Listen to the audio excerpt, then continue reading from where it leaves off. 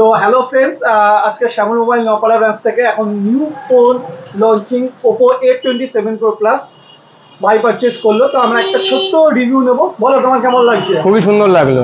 তোমাদের এখানে এসে খুবই ভালো লাগে, তোমাদের সবার ব্যবহার অতুলনীয়, কিছু বলার মতো নেই এখানে। আর প্রথমবার এসেছি, ফার্স্ট টাইম এক্সচেঞ্জ করে নতুন মোবাইলটি পেয়েছি, এতে আরো বেশি খুশি আমি। আচ্ছা, তো তুমি এক্সচেঞ্জের প্রাইস ভ্যালু ঠিকঠাক পেয়েছো তো? একদম একদম একদম।